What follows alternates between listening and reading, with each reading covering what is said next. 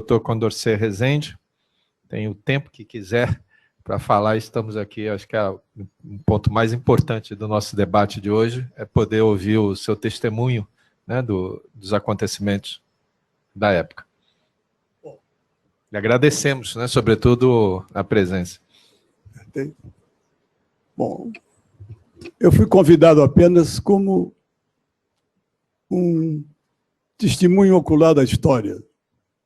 Eu não participei da comissão oficialmente, mas como eu trabalhava com Gilberto Julião Acanto, eu participava oficialmente das reuniões que ele tinha com Rubens Gomes de Souza, em São Paulo, ou no Rio de Janeiro. Então, pude ver.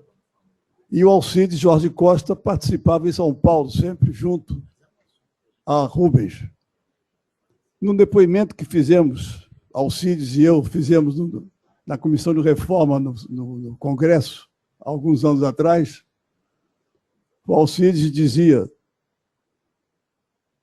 que os problemas tributários no Brasil eram de tal complexidade e eram tão pouco obedecidos pelos legislativos que não adiantava inscrevê-los na Constituição. Eles deviam estar inscritos na Bíblia para ver se o pessoal cumpria as regras.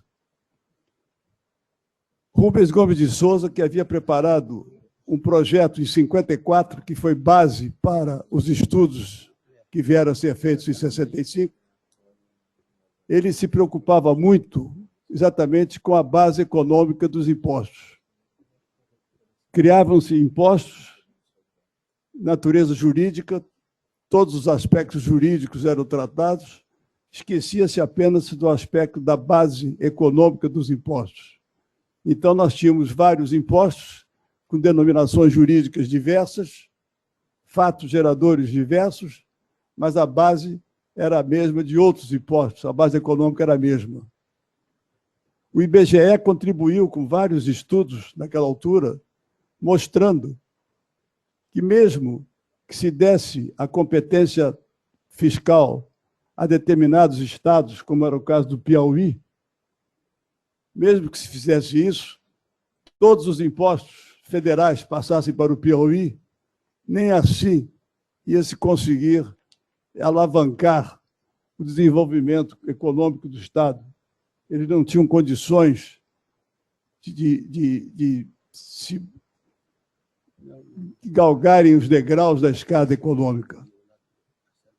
E nós vemos, o que vemos nesses anos todos é sempre uma luta que chega ao seguinte: estados e municípios guerreando, cada um querendo puxar para si a incidência dos impostos, até que vai para o judiciário. Chega no judiciário, aí começam as discussões sibilinas de ordem jurídica, contra as quais Rubens já se punha, porque ele achava que isso ia acontecer e não ia se poder dar andamento à reforma se os tribunais ficassem a discutir questões puramente de ordem jurídica, esquecendo-se totalmente dos aspectos econômicos. E que vemos isso até hoje. Até hoje, nós ainda temos esse problema. Cada vez que cai no judiciário um tema qualquer de ordem tributária, o que se discute não é o aspecto econômico do tributo, é especificamente e somente o aspecto jurídico. E por questões de ordem jurídica, vamos abandonando o que há de tributação. Não se tributa fato jurídico, tributa-se base econômica. E como disse o Fernando, há uma discrepância entre as bases econômicas para os tributos e os tributos que nós temos. Ou você tem uma duplicidade de impostos sobre a mesma base econômica, ou você tem impostos que não têm base econômica nenhuma. São simples nomes, são simples denominações adotadas sobre determinadas atividades que não têm essa base econômica suficiente para suportar a carga tributária. Então, eu tive a oportunidade de ver e de ouvir esse grupo seleto discutindo os aspectos, mas sempre com aquele problema de dizer, e aliás, nosso senador Dornelles sabe bem, do momento em que sai a proposta de reforma e cai no judiciário, ela começa a sofrer uma série de distorções que não são de ordem econômica, mas são de ordem jurídica. E essas distorções acabam impedindo que se dê ao tributo todos os aspectos positivos que a comissão imaginou. Então, uma coisa é a imaginação da comissão que faz a proposta. Outra coisa é a interpretação que aquela proposta vai receber nos tribunais. E aí vem os aspectos políticos, também influenciam as decisões judiciais, e nós ficamos sempre correndo atrás de uma reforma, correndo atrás de uma melhora no aspecto da tributação. E desde então, quer dizer, eu trabalhei com o Gilberto a partir de 58. Eu já era nascido nessa época. Porque o Fernando me olha assim, de 58. Eu também já era nascido. Então, desde então, eu vim acompanhando as reuniões que se faziam lá no escritório para debater. Lembro-me, por exemplo, quando surgiu o IVA, o Imposto sobre Valor Acrescido, que foi uma alegria geral, porque na França, na França é na França, no Brasil é no Brasil. Mas como na França o IVA teve grande êxito, eles imediatamente julgaram que poderiam transformar ou transferir este êxito para o Brasil. Então, vamos trazer o IVA para o Brasil. Vamos fazer o Imposto sobre Valor Agregado. E aí começam as discussões sobre os créditos e os débitos. E eles são utilizados pelos estados, inclusive, para as guerras fiscais. Então, faz-se um CONFAS, um órgão que reúne os secretários de Estado, os secretários de Finanças ou de Fazenda dos estados, juntamente com o governo federal, para regular essa matéria. Os estados ficam impossibilitados de conceder isenções, etc., a não ser com a aprovação unânime do CONFAS. Ora, aprovações unânimes não são fáceis. Então, os estados procuram outras formas de, aspas, burlar essa regra da unanimidade. E nós vamos tendo, então, criação de tributos, cujo nome corresponde àquilo que está na Constituição, mas cuja base de incidência não corresponde. Fernando fez referência aqui ao imposto municipal de indústrias e profissões, que não queria dizer nada.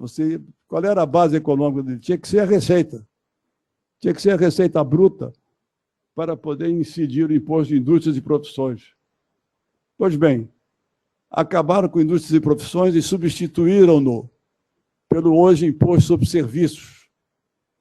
Se os senhores forem pesquisar, vão ver o que há de discussão a respeito do que é serviço para fim de tributação. Uns municípios querendo que determinadas coisas sejam serviços, outros achando que não são serviços, tudo porque não se passa no seu território. Eles procuram atrair para o seu território os serviços tributáveis. O que não está no seu território não é serviço. Então, este é um problema que nós temos que resolver de alguma forma. Quer dizer, ao governo federal tem que caber a competência para estabelecer, inclusive, as bases de tributação dos impostos.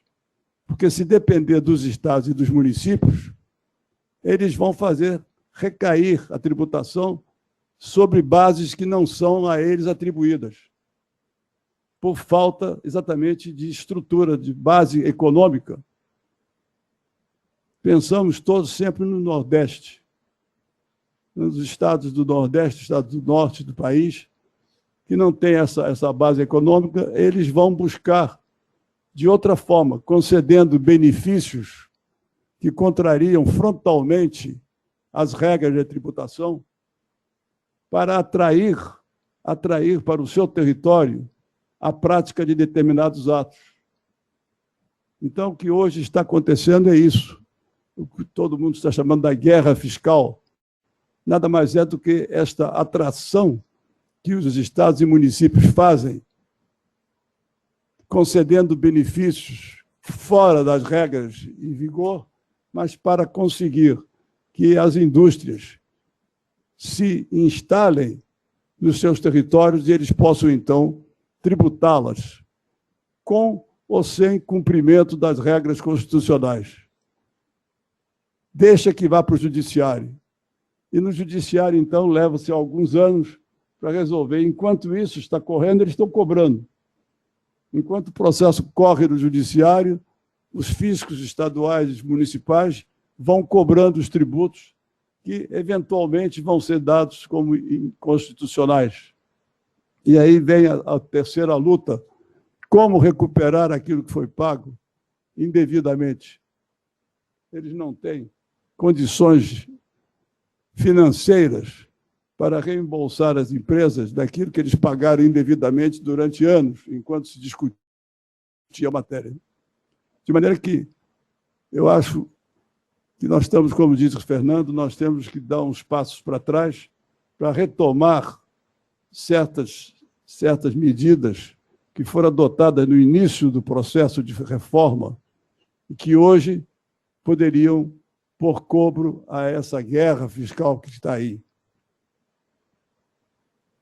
Eu pessoalmente, não fiz nenhuma contribuição para a reforma, apenas apoiei a ideia do Alcides de botar a coisa na Bíblia para ver se eles cumpriam, né?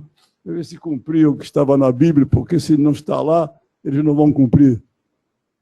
Mas, como, por outro lado, eu sou positivista, eu não podia querer a Bíblia lá. A Bíblia não podia estar lá para isso. Né? Então, eu tinha um conflito interno meu, né? Entre a minha educação, que foi positivista, com o amor por princípio, a ordem por base, o progresso por fim, e escrever na Bíblia as regras básicas para a tributação no Brasil. A minha contribuição foi puramente histórica, apenas para contar aos senhores como eu vi e como eu ouvi a discussão desses temas que Fernando levantou aqui. É o que eu tinha a dizer.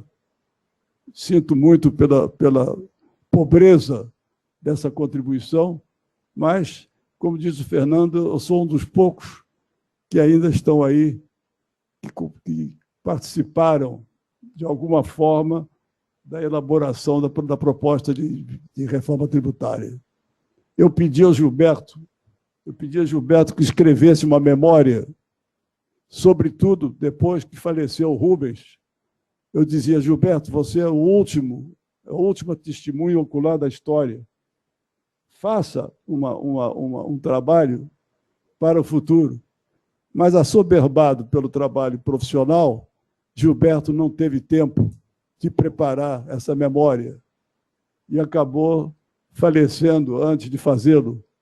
Então, nos deixou com muitas perguntas e poucas respostas. Se ele tivesse feito essa memória, nós hoje teríamos resposta para muitas perguntas. Mas, infelizmente, não houve tempo e nós perdemos Gilberto. De maneira que eu agradeço a todos a paciência com que me ouviram e apenas dizendo o seguinte: eu não contribuí, eu apenas ouvi a contribuição dos outros, não? E muito restritamente na minha atividade, eu vou, quando posso, empurrando um pouco essas ideias que vão surgindo. Não? A gente vai sempre pondo alguma coisa ali para ver se os magistrados se convencem da necessidade de ver a tributação sob os dois aspectos, não apenas o jurídico, mas o econômico. De maneira que eu agradeço a paciência dos senhores e fico aqui para ouvir os mestres falando sobre a reforma. Muito obrigado.